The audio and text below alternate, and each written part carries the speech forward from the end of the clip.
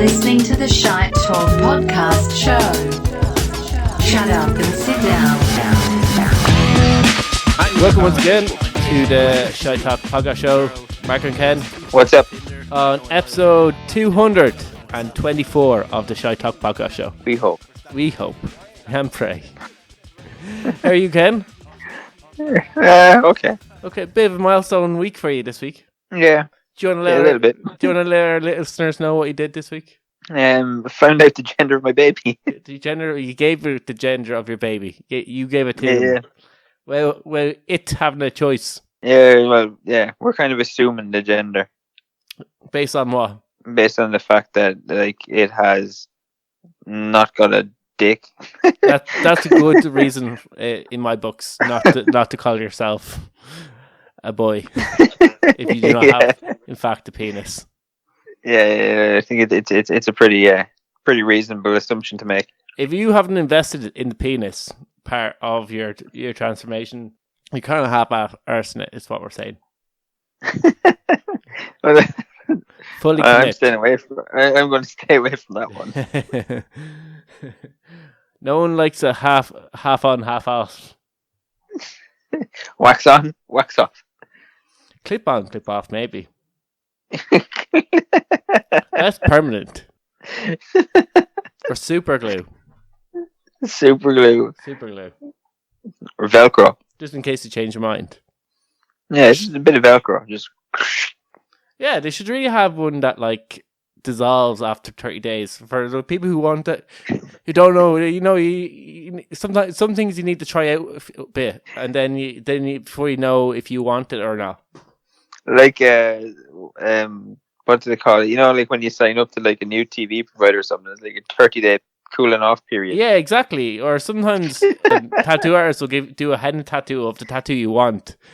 And you can walk around, you can see if it suits you, and then if it does, you go, yeah, let's get my name in Elvis written on my ass. I really like this. This is the thing for me. Actually, that's something. Did you see the tattoo, the color ban? No, what's this? Europe has banned certain colors and tattoos because they're linked to cancer. Oh, really? Yeah. Like, what colours are this? For a man who is a highly colourful arm, yeah, me too. So, it's yellows, reds. Yeah, yellows, reds, blues. Blues? Oh, shit. My Superman tattoo is fucked.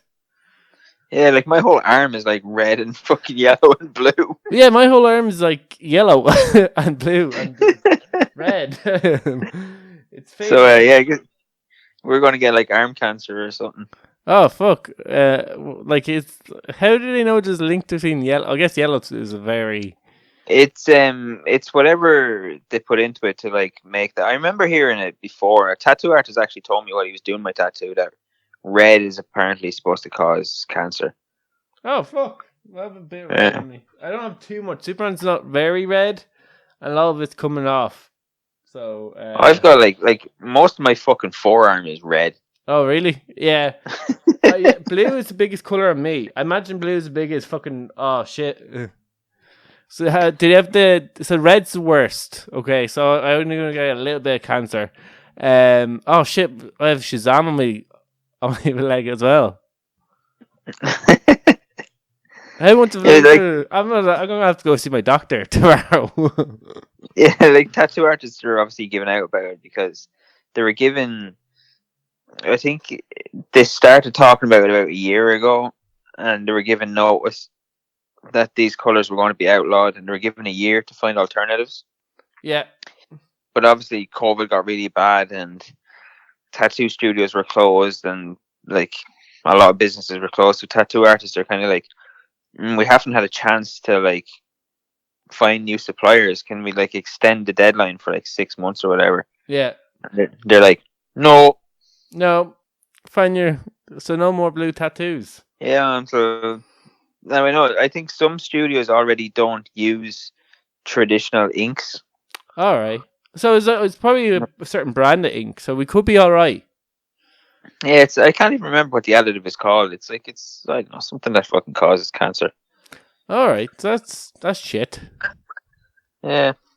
All right, well that's something to be more concerned about. Me, like literally, my arm is just like it's meant to be like Superman and Batman fighting in lava. So there's a yellow background with red, orange dots, and then it's just like Batman has like a blue cape. And then Superman's obviously traditional Superman colours. And it's like that's going up my whole arm. Then I have a Andy Warhol tattoo of a gun, which is black and red on my arm. And then a Supergirl, which I always forget because I can't see her as well. Shit. Oh, okay. My Supergirl is going to give me cancer. It's kind of funny how like you forget. Like sometimes I'll be the same. Like get out of the shower or something, and you see like your arm. You're like, I forgot about that tattoo. Oh yeah, I very rarely even remember that I have a Supergirl tattoo on my arm. It's somewhere I never look. It's like I never ever will see it or know what it looks like. I think she's missing a hand. Is she? Yeah, actually, you can see the part where she's missing a hand because the gun gets in the way of her hand. So okay. she doesn't have a right hand. She got a gun instead. She got a gun instead. Yeah. He said I could try cover up the Andy Warhol thing. I was like, never. So like, yeah, shit.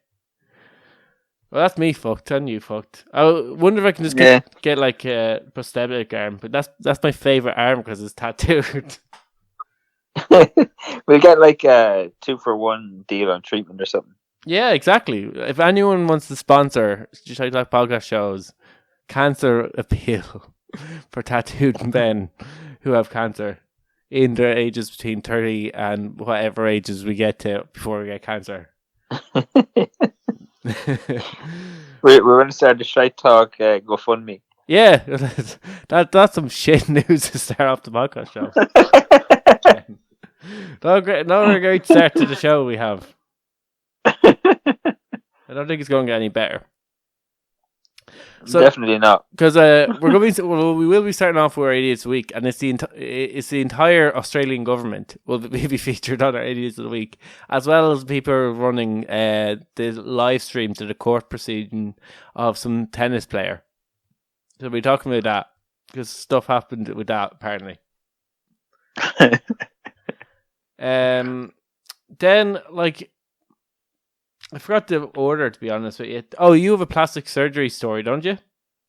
Yeah, a plastic surgery story. You have a plastic surgery story about something weird, like in terms of material that you'd use to possibly puff up your ass. And we've seen some odd ones. This one seems very, very odd. It's definitely a strange one. Yeah, exactly. And then we'll be going into, like a few weeks ago, I think near enough to when we finished up, I think it might be a week prior to our last show, we got into talking about serial killers, and you asked me, oh, do you have a favourite serial killer? And I thought it was a trick question, so I said no. But then you had a favourite serial killer, so I felt dumb for not having a favourite serial killer. So I've went out and I found myself a serial killer, and I used the same method that I use everything, which is go home ugly early. And so I found the first serial killer that I've come across. I am going home with this serial killer, and I have a favourite serial killer. And I'll be letting everybody know who my favourite serial killer is. If this is anybody's first podcast, this is already off to a bad start. We've both just found out we're going to get cancer, and and now we're going to talk about serial killers. We're going to talk about serial killers, and we just also could have been accused of being gender, whatever the fucking slur against it, people who don't like genders. Good start to the show. This is what happens when you do it later in the day, I think. Our minds get tired. Now, there's one that I don't really know about this story, and I was against it when I first heard about it, and then it was explained to me now, and I was like, oh, maybe. it could possibly save the world. And it's about sell-by dates on milk. And a UK supermarket are getting rid of it on milk. And you said apparently fruit used to have sell-by dates. Yeah, like a lot of stuff doesn't have a sell-by date anymore. Like it's obviously stuff that like it's not going to kill you if it's gone off, or people have preferences for. Does anybody have a preference for gone off milk though, Ken? I don't think so. Like bananas, you can make banana bread out of rotten Yeah, bananas. or even like there's some people who prefer like their pears and stuff like overripe, like kind of like, you know, where they're a little bit squidgy. Yeah. Like whereas generally in a shop, like we used to throw that stuff out because it was like, well, that's gone off. Yeah, But I do like a soft pear kinda, now, but there's certain you brands kinda of leave pear it there that now. yeah, like when pears can go brown as well, like then it goes in the bin. But like I do like a nice soft pear. That's to be said. Same with bananas. What? Same with bananas. Like some people like their bananas kind of black. Yeah, sometimes bananas like they're black, but then you peel them off, but there's no bruising on the part of the banana Inside. they eat. Yeah, so they can be deceiving. So I hate, but like my pet peeve with supermarkets is when you go in and they only have green bananas. And you're like, what? I have to grow these myself now before I eat them. I have to wait a week until I can go home and have a fucking banana. So sometimes I prefer them just be yellow. Like when you buy it and they're all green, you're like, I have to wait till it's finished fucking dying before I can eat it. So that's my peeve against bananas. But I can understand them why, because they can leave them out there for longer. Yeah, like they come in generally. If you've only got green bananas, like they're all only after coming in that day. Yeah. So then our final story is about a mother who's trying to find her daughter a date and took out an ad to do so. It seems very old school, but there's a hint of new school, and we're going to ask the question: is it okay? At the end of it's going to be our last story, so we'll be at the end of the show, and we'll be giving our feedback if it is okay or not. So yeah, I'll give my expert advice as the soon-to-be father of a daughter. Yeah, exactly, Ken. I'm a person who more than likely will get cancer in his right arm. Left. Whatever. I took a guess. It's the same arm as you. I know. We're both left-handed. Do you know? As soon as I said that, I was like, it's probably his left since he's left-handed. And I was wrong. I didn't listen to myself. So we'll get on to start talking about Novak Djokovic, which this story is probably the biggest story of the week in terms of Novak Djokovic court hearing. Have you been following along with this at all? Not really. Me neither. I've tried to avoid it as much as possible because it's such a big story, and I'm not the world's biggest fan of tennis. Like, I don't think I've ever sat down and watched a major. And I don't. I'm not a fan of tennis, and then I was kind of like, Australia's a notoriously hard country to get into anyway. Yeah. So it's like I don't really care that some rich sports guy can't get into Australia. Now, one of the things that did strike me like that, maybe slightly interesting, is apparently the Australian Open is one of the biggest opens in the world. So like I know Wembley or something like that. There's a UK one that's quite big that you always hear about, and it's kind of like golf where they go around the world and have all these opens, and I don't know how they decide which one is the world best. I like that part of me escapes me. I just know that they have like these several big opens. But I never knew like the Australians. I think it might be their biggest, which would be quite interesting. Yeah, I don't know. I just hate tennis.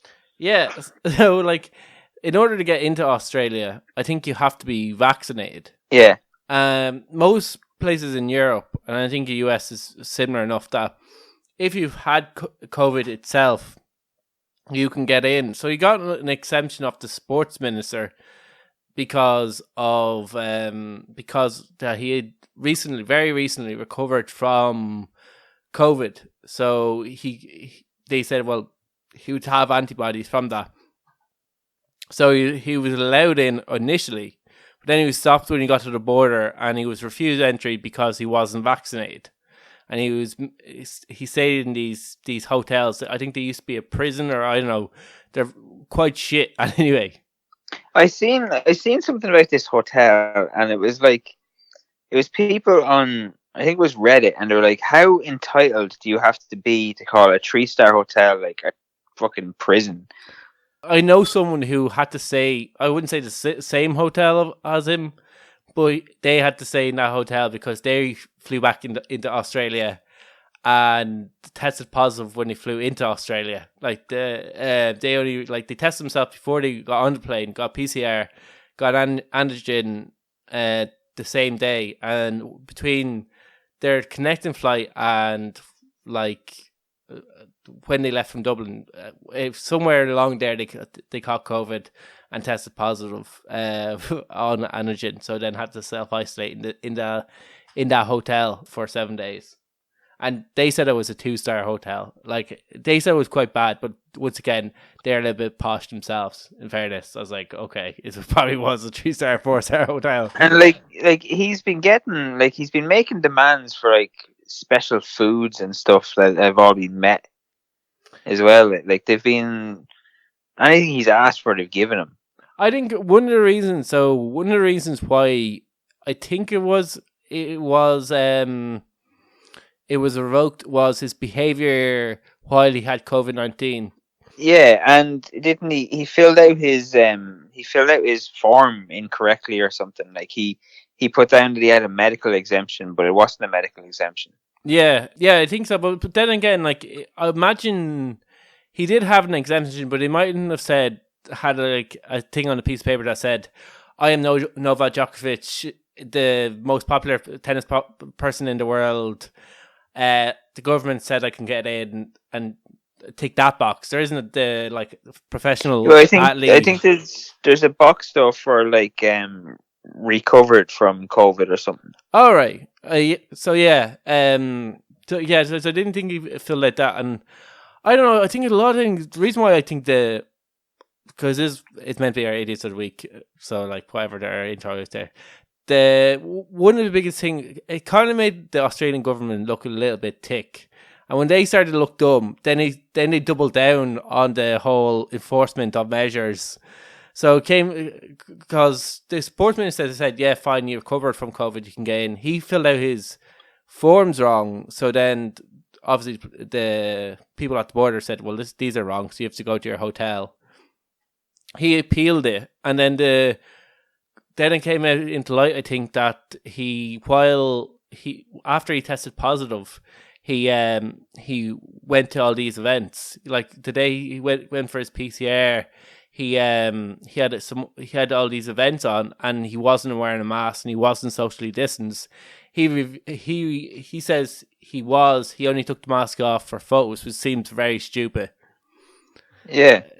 In the sense where I'm going to show that I'm COVID applying, so I'll just take off my mask and gather in while I know I already have COVID. And I'll take a lot of photos. There'll be no photos of me with a mask on, but I was wearing it. But people have to believe me when I say this because I'm an honest, hard-working guy. Yeah.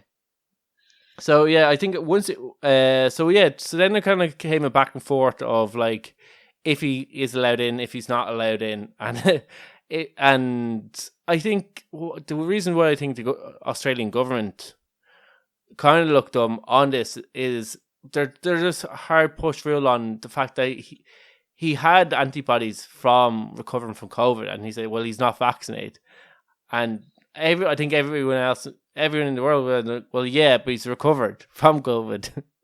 What's the difference? I think though it part of it. If me or you went to Australia and didn't fill out your visa properly, you're getting fucked back onto a flight and sent home. Yeah. So I think he didn't fill it out properly, so fuck him back on a flight and send him home. Well, I think you'd have to say you could go home, you could buy a flight and go home, or you could wait out your time in the isolation centre before being assessed. But I don't think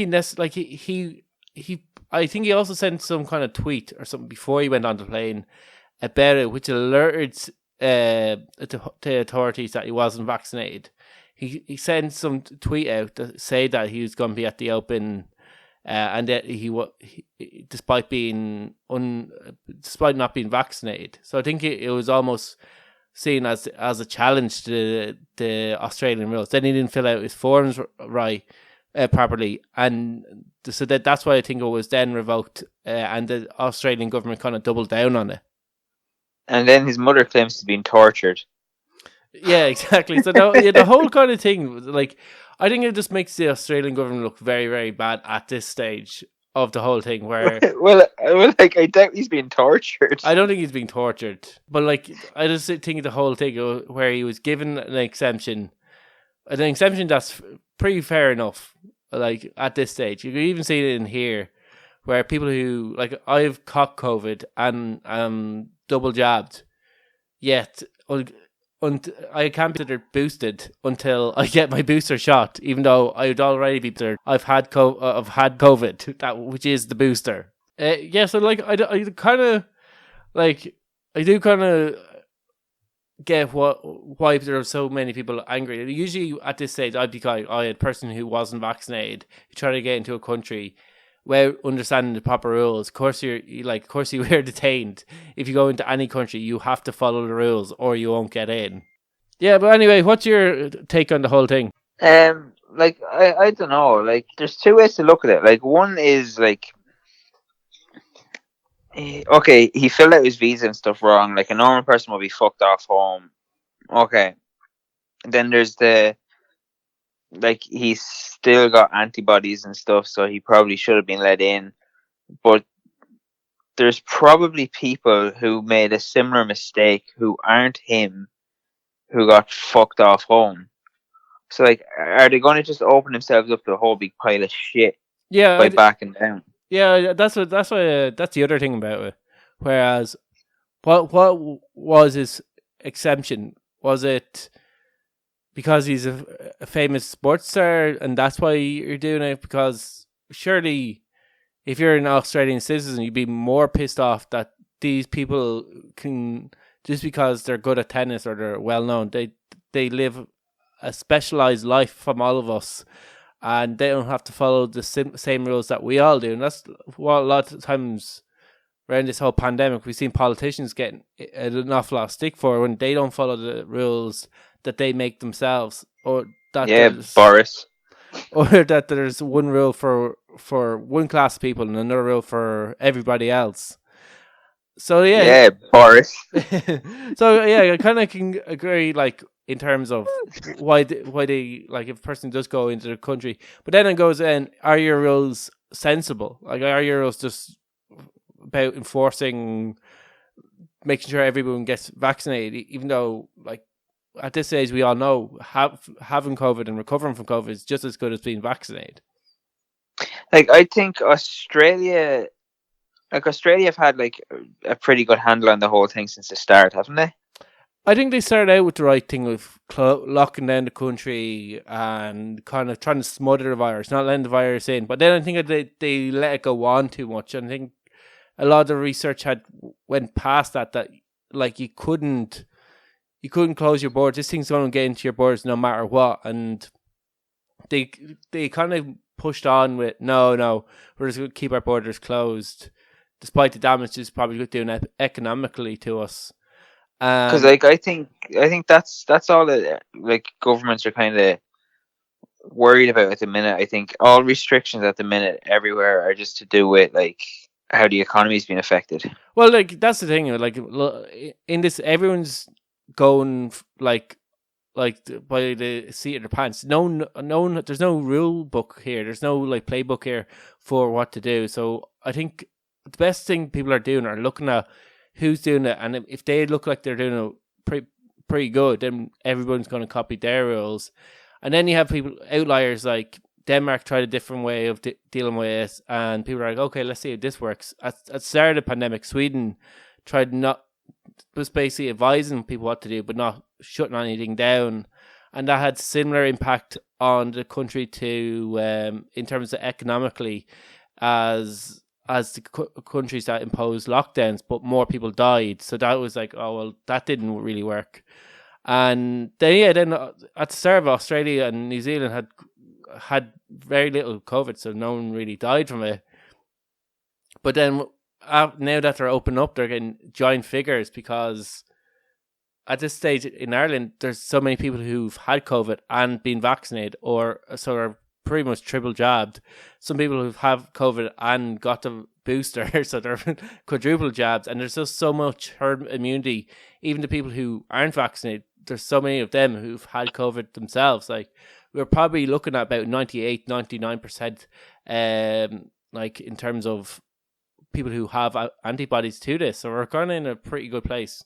Compared to Australia, who has high vaccination rate now, but it's still going to lead to a large number of people getting COVID. Yeah. So I think now it kind of looks like maybe they should have tried a slower reopening earlier. I think it looks like which would have been a better strategy. But we don't know. We don't know till the end. Like, until this is all over, and until everyone looks at like how bad the economy was hit, how many people died, and what ratio, we won't know who did it the best until at the end. That's really all we know is that America did it the worst. Yeah, all we know is America did it the worst. America is clearly pretty bad at it, and UK isn't too far behind. Yeah, UK is not great either. Yeah, but yeah, I think that's one of the probably better things for the UK citizens was that like they're so close to the rest of Europe. It's so obvious. It's like, well, because like Northern Ireland share a border, so they're like, well, look what all those people did. Why aren't we doing that? But we'll move on from COVID talk and move on to plastic surgery. Yeah. There's this plastic surgeon. I'm making a wild assumption that he's American. Yeah. And he done some sort of an interview, and he was asked he done like a TikTok thing, and he was like asked questions and stuff. And he answered what the strangest procedure he's ever had to do on anybody was. And he named two. So the first one was he took out a pair of like breast implants. Yeah. They're supposed to last between 10 and 15 years, but this woman didn't have them changed in 45 years. All right, so they're due a change. Yeah, so like they were absolutely like toxic when he took them out. And but that's not the weirdest one he ever done. The one that I found the weirdest was somebody had a butt lift, and they obviously went to some sort of a back arse surgery for it because the butt lift was done using cement. You know what? She was ringing around for quotes at the same time she was getting an extension board onto her house, and builder overheard her and gone, "I'll do it for you, missus, for half that." I'll do both. Yeah, I'll do that for half that. No bother. Got a bit of cement left over. Yeah, he said he had to remove that from her arse, and it was the hardest thing he's ever had to do in his career. Why was it so hard? He just said it was impossible to get out. I can understand why it's so hard. It is, in fact, cement. Like, that's what I meant. But in terms of what was the complication? Because like when you think about it, like generally he probably just makes a little incision, sticks in a little like Hoover thing, sucks out everything. But like with the cement, he's gonna have to like literally slice everything open to try and get it out. Yeah, that is true. Yeah, and like in fairness, like in terms of material, open arse surgery. In terms of like material to use, make it like what we'd all imagine like a nice arse should feel like. Cement wouldn't be necessarily that. You don't want a rock hard like stony arse. You want a bit of like squeeze in it. It should be like a nicely inflated ball, not like a fucking sliced pan that's been left out for 5 weeks. Maybe she went to Splish Pan. Maybe she went in and she said, "I want buns of steel," and the surgeon was like, "Best thing you can do is cement." Yeah. What are you going to use this for? Construction. All right. Yeah, because we've heard of like over in parts of Africa using sock cube, which I thought was weird. But then the idea is that the salt, like it brings water and it sucks water in, and then it swells. I think isn't that the whole thing behind it? Yeah, It's something more like that. more of a juicy ass kind of thing to it, and that's Like why. when we covered that, I thought that was weird. But Yeah. now I no, like this is weirder. Because like people, they could be just injecting creatine, and don't do this. By the way, it's not medical advice or surgical advice. They could be injecting creatine because doesn't creatine do the same thing as sucks water into certain areas? Dr. Mark, plastic surgeon. If you see a video up on YouTube, I was not the person who came up with this, but yeah, it's get like done in Mexico. I'm pretty sure they're world class. Oh, get creatine injected into your arse. Yeah, creatine injected. No, but like it's not like the world capital. It's either them or Brazil, like for like ass lifts. Oh, Brazil, Yeah, the Brazilian butt lift. yeah, like it just is weird, and some people just like don't put in the work or have. Yeah, like in Brazil, they suck the fat out of your stomach and inject it into your arse. Yeah, they use it from one area you want to like lose it from and stick into another area. That's fucked up. I kind of feel like there's more and more men getting like pec implants and like arm surgery to make themselves look more muscular. It's kind of they're slowly catching up on women.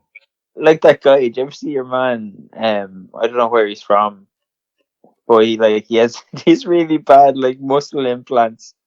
Yeah, it's I don't understand that. Like, I guess his body dysmorphia. He's really fucked up. Like, it looks like it's okay to call that like a disorder, but without being cancelled. Oh no! We should have like a no. Let's not go there. We should have a warning signal, and then we say something that like could get us into trouble. So that's what you said. Trigger warning. Trigger warning. Move on. This should just be called the Triggered Podcast. The Triggered. Our next podcast can be called the Triggered Podcast. Shy talk triggered. Just woke up. Yeah. So, is there any more to talk about in terms of that story here? Not really. That's it. It's like some cunt got cement in her arse. Yeah. Is there any other ones that you ever heard? Any before we move on? About what? Any what? Surgeries. I think the vagina one was weird.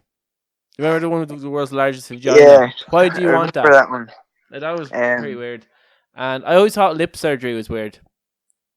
Yeah, I don't really like. I don't like plastic surgery at all. I just think it's completely unnecessary. I think some people, and it's very rare, get it done, and you're like, oh my god, very well done. You do look younger, and you're a granny. But other people are, there's so many more obvious other people who either get kind of addicted to it or get way too much, and just turn in. You know those tattooed Japanese dolls that like of the faces that have come like with giant teeth, and it's meant to be like they were turned evil or something like that. That's what kind of like these surgeries do to you. It's just like they initially started out with this innocent idea of keeping themselves look young and basically beautiful, trying to hold on to their looks, but then they've like through more and more surgery, they've just turned into this like ugly troll looking like thing. And they only can see that they become so addicted to the surgery that they keep getting it done no matter how bad they look. Yeah, I think like unless you're horribly disfigured in some sort of accident. Yeah, I was trying to think of like a female or even male celebrity that done it really, really well. Done it well. Yeah, but like I don't know if necessarily they have work done. Like the only one that like I think Madonna might have had it done, and like you kind of look at her and going, "Oh yeah, like you can't really recognize it too much. It looks very natural." I haven't seen her in years, so maybe. Like, I can't actually think about like celebrities kind of have all gone over the top with it. Yeah, And the I ones think that have had it Angelina done, Jolie, she's had it done, and I've seen her recently enough in some movie, and she looks savage. So, what was the movie that I seen her in? Don't know. She was in something recently enough. It's the fucking Marvel one. It was with the celestial beings. You know, those ones. yeah, I know the one you're on. Yeah, she was in that, and she looked pretty good looking in that. She looked very young as well. It was probably CGI. Could be CGI as well. They could have been CGI. The computer version of plastic surgery. Yeah, it would make more sense. So we'll move on to sell-by dates. Talking about it's it's an interesting segue from sell-by dates. For plastic surgery to sell-by dates. Talking about things that are going off. So Morrison's, which is one of the largest UK supermarkets, are getting rid of, I think it's next February, none of their milk products are going to have sell-by dates. Are they going to use UTH milk or UHT milk? No. They're going to replace it with the sniff test. So they're just going to advise their customers to smell it. If the smell's gone off or goes lumpy, then it's spoiled and they should throw it out. So is that an actual thing that they're doing? Like they're going to just advise people to just smell it? Yep. But sure, you might buy it, bring it fucking home, and it's rancid. Yeah, I think at that stage you probably have to bring it back with a receipt and say, "I bought this yesterday and it's fucking gone off.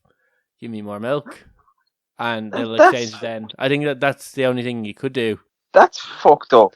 Yeah, because like when I had COVID, my girlfriend also got COVID at the same time. So over the weekend, I had it. I decided to go up to her and isolate with her because I can't give her anything that she already has. But I'd bought. Can you not? I've thought that on other things, and it turns out to be the case. But apparently can. But like I'd bought 2 liters of milk like a few days before I went up to hers, and I'm not even really drinks milk in the house. So when I came back down, the milk was full, and once again, like if that didn't have a sell-by date, because I think I only had a day left in it. So if that didn't have a sell-by date, I might have forgotten when I bought it and gone, "Oh, this is probably fresh milk," and not have bothered next time I was in the shops to go out and get milk. And I think there was a day left on it. So I opened it and I smelled it. And I said, "Oh, it smells all right." And then the next day, the day that it was due to go off, I used it again. But I threw it out after that. I wasn't going to take any chances a day on from there that it was still good.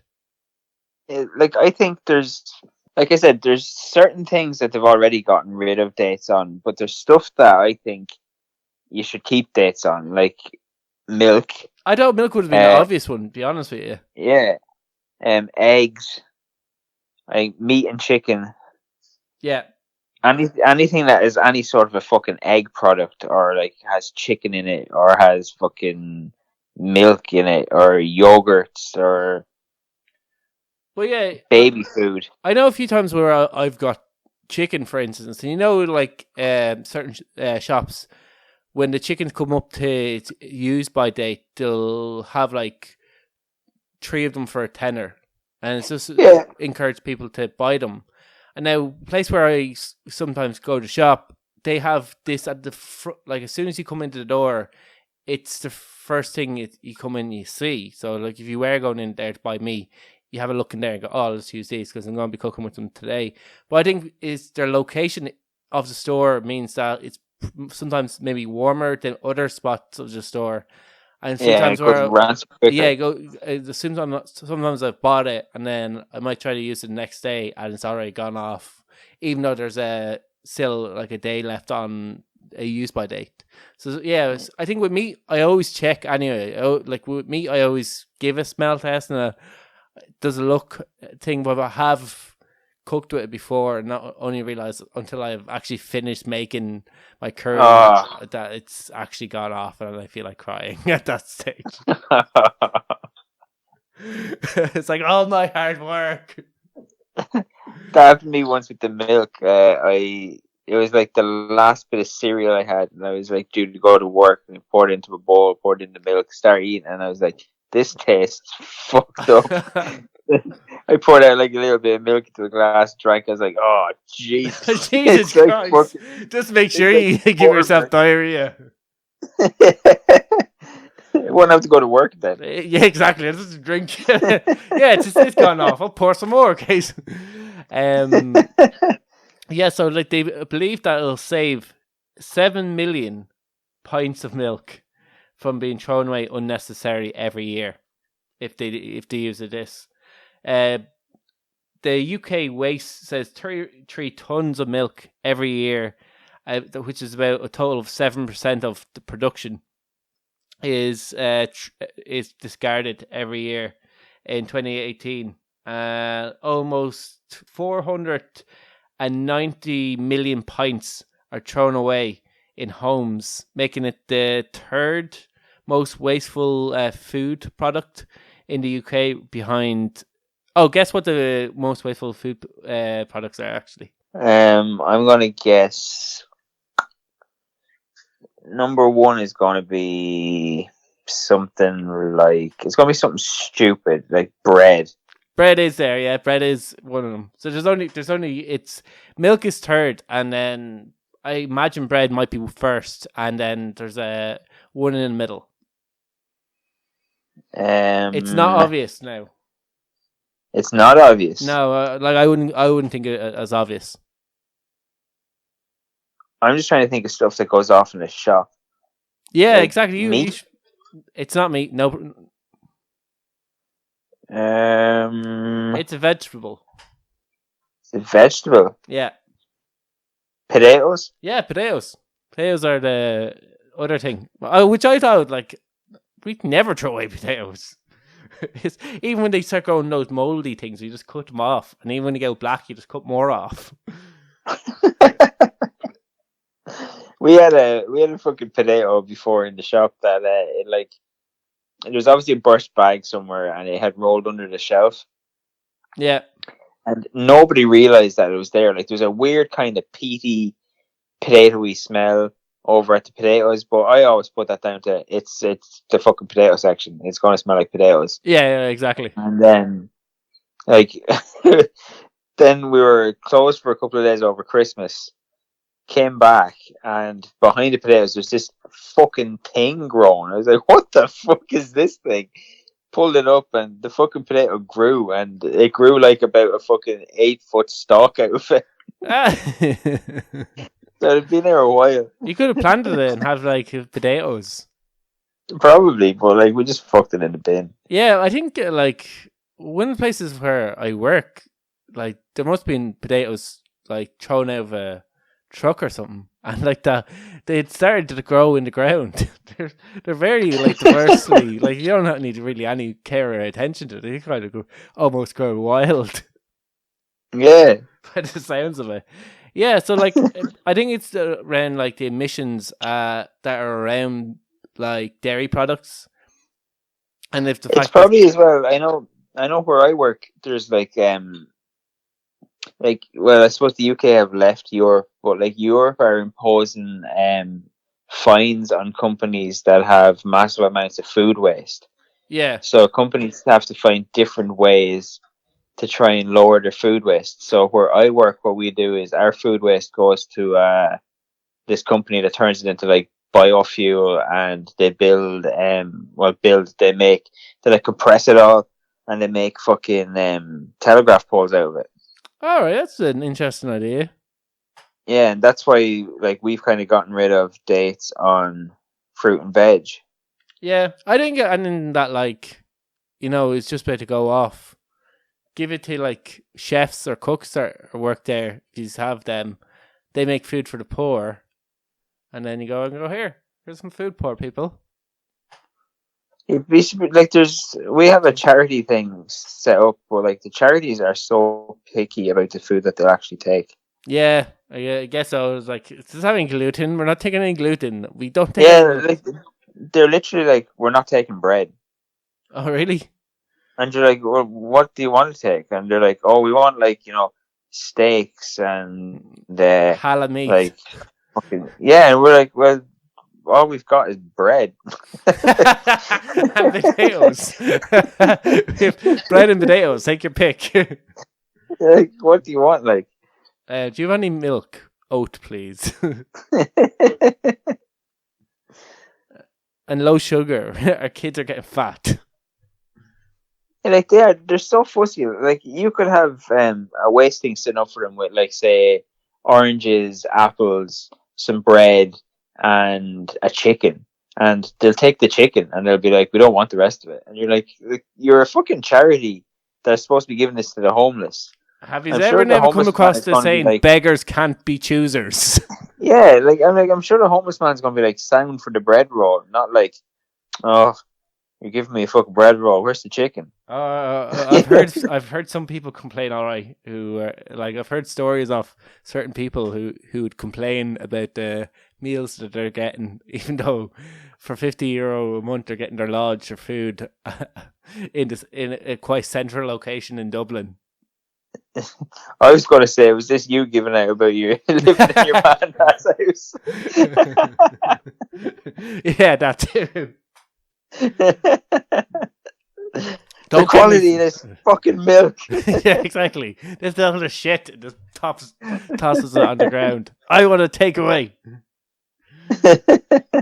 a healthy one. I'm on a diet. Do you actually know somebody like that that has been given out about, like? Oh no! Well, this person, no. It's a person that we both know who works in a place with people who might be homeless, or I'm trying to not give out who it is, because less fortunate, working with less fortunate people, and they say some of them are ungrateful pricks.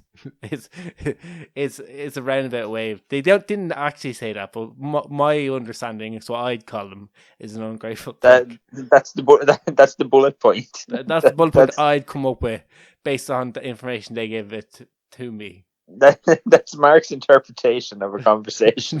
Yeah, exactly.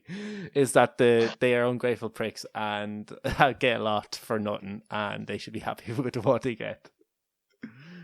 Yeah, I honestly don't understand it. Especially charities, they are so fucking fussy. Yeah, because the people who are looking after are fussy pricks, and they have to deal with them. It's just it's unreal. Yeah, so we'll move on to people who might be actually considered fussy, because you're the soon-to-be dad. So yeah. I think the worst fear of a dad's when his daughter starts dating. I'd imagine, based on TV shows that I've seen growing up, anyway. David Russell for dating my teenage daughter being the prime example of it. Yeah, I've already been thinking about this. Yeah, exactly. I remember one guy. When I first started doing martial arts, he's like, the only reason I'm training this is for when my daughter brings home her first fella. That's my own motivation for doing this. It's for that reason. It's simple. You just tell him, look, it's simple. I have a shotgun, a shovel, and I have a patio. And cement that I'm not using for my wife's lift. Yeah, and I have some cement pulled out of somebody's ass or somewhere. Yeah, exactly. So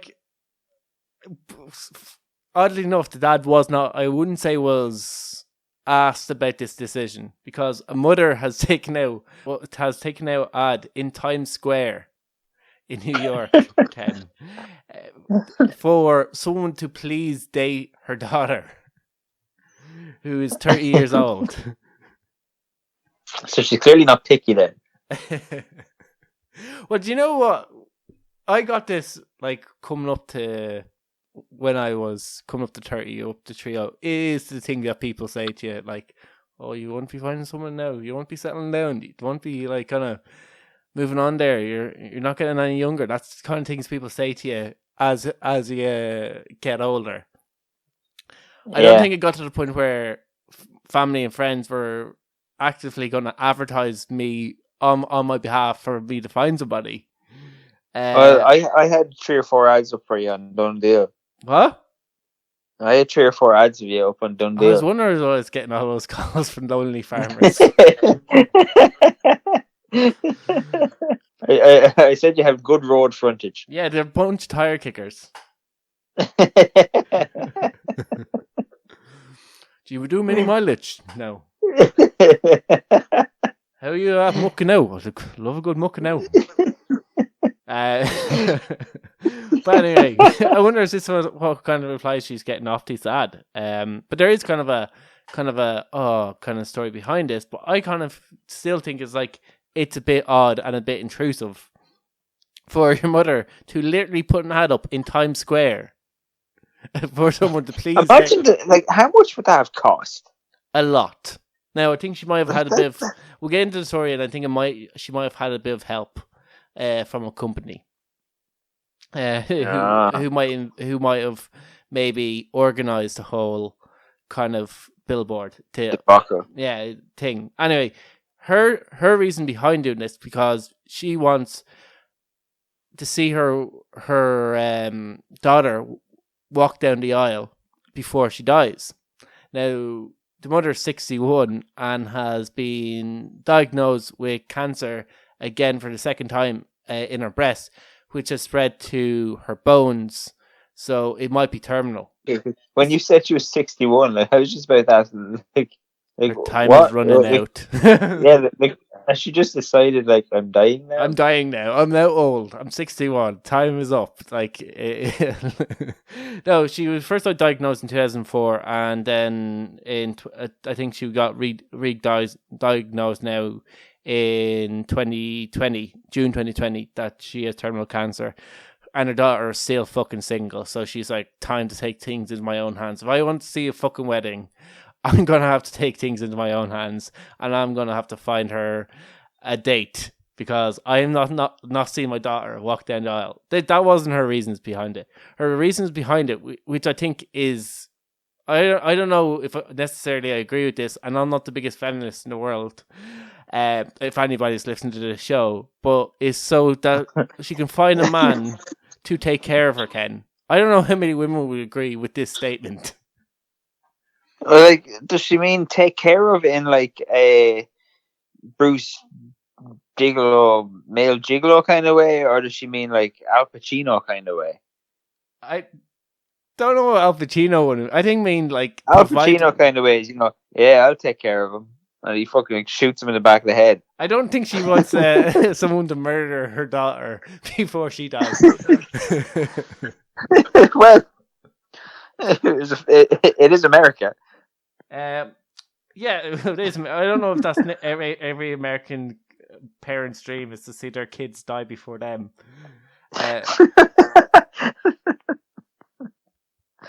Yeah, I was trying to find a quote of what she said. She's took to the dating app Wingman, which sees friends and family testimony to other users about how good of a date or partner you would be to the person who might be interested in, and the whole idea is that basically people say how sound you are, and then they go, oh well, this person says you sound, and the person behind Wingman heard about Molly's story and said, oh, well, I think they got behind and said, we want to help you out here, and we'll put up a billboard in Times Square and say it's you did it. That app seems kind of sad. Yeah, no, I don't know necessarily. Imagine your mother, especially if you're a lad, imagine your mother goes, oh yeah, he's a really nice lad, and you'd be doing well to have him. Isn't there a program on RTE like that? It's called Pulling with Your Parents. Yeah, exactly.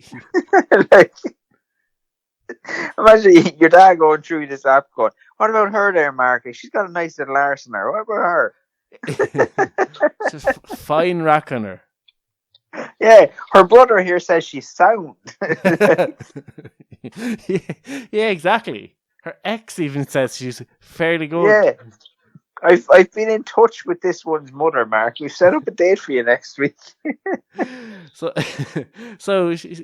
I don't know if this is the mother saying this or if it's the daughter, but it's like a quote. It says, "I want someone who adores me and someone who adores someone I adore as well." I don't know if this is the mother saying this person I want for my daughter.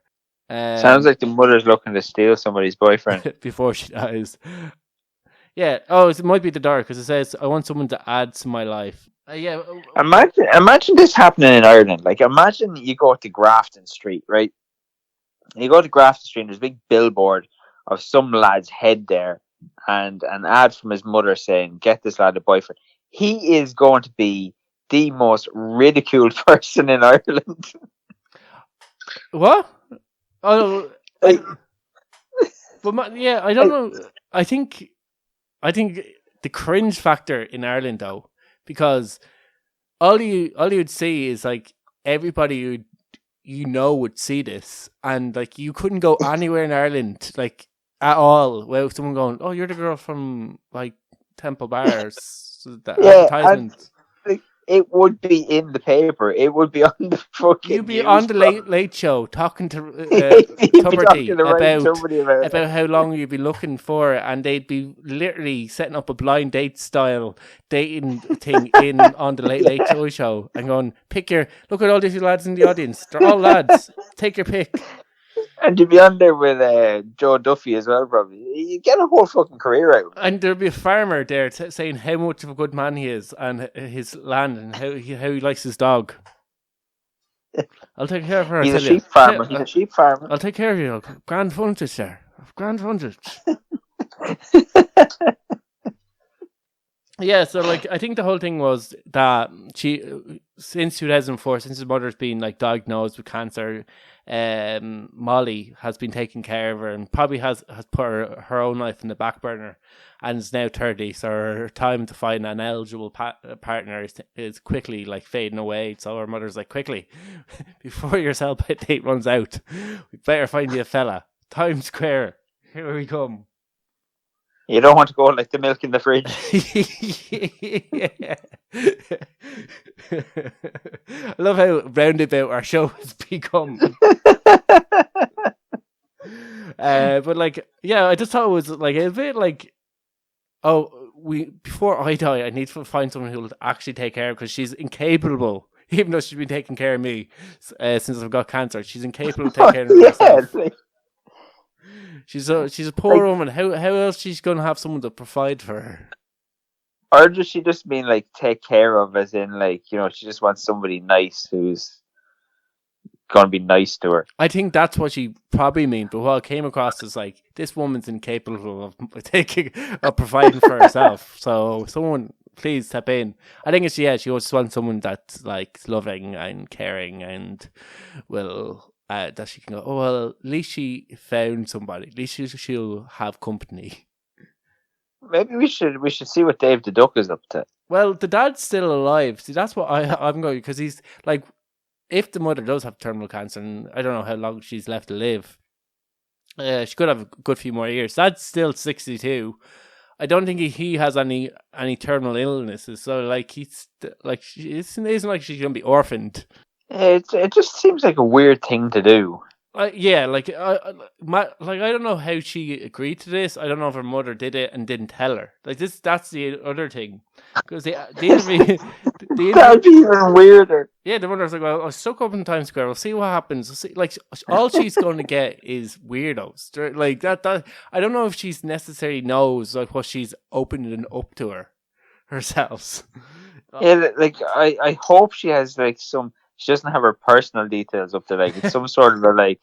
Well, I think this is where Wingman probably stepped in and had I someone hope there's look somebody over. like vetting her messages. Yeah, exactly. Hopefully the person who's over Wingman has a whole team just vetting the abuse. Is like, is your mother available as well for this? Yeah, I was thinking more like just the absolute nonsense. Like, you're just going to get like young lads like taking the piss there, like. Oh, and then you also have all the fake profiles saying like, I'm a blah blah blah rich person. I'm currently away at the moment. I'm a rich Nigerian prince. Yeah, exactly. It seems like I've lost my cards. I need you to send me some money. I'll repay you tenfold once I get my card. I have a kind of funny story about something like that. Like my recently. Yeah, recently, my dad got a phone call like a couple of weeks ago. It was this guy, and he was saying to him, "Oh hi, like my name is whatever, John I'm ringing from the Department of Health, and we're just conducting a survey on like people in your age group about COVID and like vaccinations and stuff, and wondering if we would be able to give you a call back." And my dad was like, "This is a fucking scam." So he's like, "Right, what did he say to me? He said, I worked all my life and I suggest you do the same, you cunt." And he hung up on him. Right? So he got my sister to Google the number, and guess what? What? It was the Department of Health.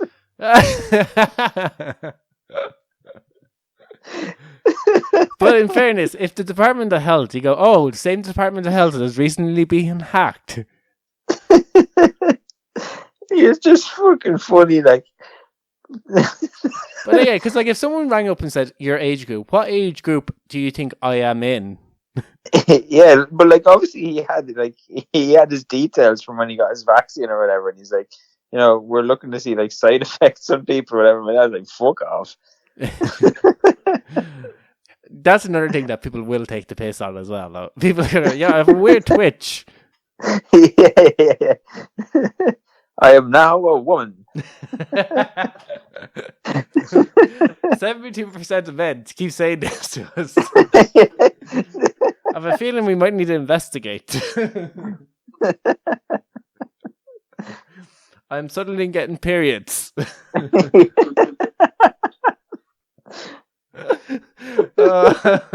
Hopefully they ring one of us. I have been drinking sour milk. Should I stop? Please answer. You're a doctor, aren't you? Oh. No, I've recently studied sports science. I cannot squat more than a quarter. And I can tell you that it's perfectly fine. I'm equally pro and anti-vaccine. Depends which time of week it is. I'm stuck in caps lock on Facebook. Please help me. Are you sure you're the HSE?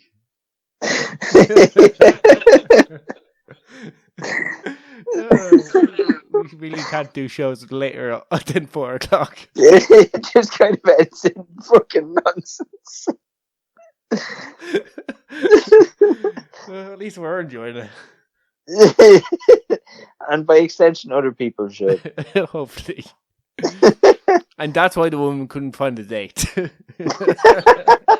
Because our Zoom calls will end up like this. She's ringing people too late in the day. That's what it is. Yeah, it didn't get then that if anybody actually got back to her about this, but all it was said is that the mother and the daughter has been seen taking photos at their billboard in Times Square, which just seems as desperate as the billboard seems. That seems even worse. She's now added the billboards to her social media profile. She's gone, hey, you know, pointing at her. I was doing like gesture signals, realizing that this is actually a on the podcast. So I was just gesturing at my grind. She's trying to get into one of those like celebrity dating apps. Oh, so yeah. she's like, I'm famous now. I'm the billboard girl. Yeah, exactly. I'm now technically famous. Let me in, Brad Pitt. Or whoever it was who played Batman. Who was it? Val Kilmer. No. Christian Bale. No, he wasn't on it. It's the recent one. Robert Pattinson. No, he hasn't played it yet, but he the one before him. Yeah, Christian Bale. Christian. No, fucking Ben Affleck. Ben Affleck. Yeah, he was on it and got in trouble because his year one was a lot younger than him or something like that. There's some kind of controversy with Ben Affleck on it. And Ben Affleck's a bald boy anyway. He's a bold boy. I think he then got. But yeah, I think when she was asked about like what your one Molly was asked about, she was like, "Oh yeah, most of my friends were saying like they'd be like mortified, but like I just think it's very supportive. Like it's going to be a lot of pressure. Whoever says, "Oh yeah, I'll give her a shot." Like it's going to be like it's like you have to like we're looking for the man of her dreams. So you have to be everything instantly because my time is running out. So like. It's going to just put intense amount of pressure on whoever she does actually meet. Yeah, like I hope the billboard doesn't say like all this stuff. Like, well, so that whoever the fact that NBC, CNN, shite. and every other news network imaginable in America has publicized that her mother has cancer and wants to find a husband, not a boyfriend, a husband for her daughter before she dies, and her cancer is terminal. I imagine that's it. Like that's kind of well known when you're going into the first date. Yeah, I imagine first dates anywhere. If there's a first date to the US, would pay big money for her to be on it. Like that would be a big draw. I don't know if the US has the first dates, but like imagine if that was Ireland. First dates Ireland would be like whatever you want. Over that. There's a blank checkbook here. Write down a figure and we'll lay you on it. Not that much. We can't afford that. Write down a figure and a little bit less. We'll have it. We'll have it, and we then negotiate from that half what we'll actually pay you. Yeah. So like, I guess all we can say is good luck to Molly and the mother in her treatment, and hopefully there's a cure and she doesn't have to. She gets a lot more years left for her daughter. Yeah, take the pressure off at all the lads that are like have to be Prince Charming straight away. Like if anything, the publicity that got is probably going to turn people off it. Well, there's probably a lot of desperate men who found themselves 30 and gone, I have to get married because people keep giving me shit. And they're all probably big dirty messes. Yeah, exactly. Like, let's say if you find a guy who's 30 and single, they're a complete waste of time. Trust me. Soon to be. There's too much skeletons in their closet. That's why they're single. Why did we only get 4 listeners this week? All of them from Australia. Yeah, all of them from Australia. Happily married. One from Serbia, weirdly. And one lonely farmer from Offaly. Yeah. Can't take a hint. He's looking for a good frontage. Yeah, and someone who can muck out. Somebody who can muck out. Somebody who knows a good heifer when they see one. Yeah, exactly. We're going to leave it there with that like plea for an Offaly farmer's help. If you are good at mucking out and are a fine heifer, contact Ken Riley at Gmail. Yeah, and we'll be back next week with another show. We hope. That's what we're going to do from now on. That's our end of the line. It's going. We hope. We hope.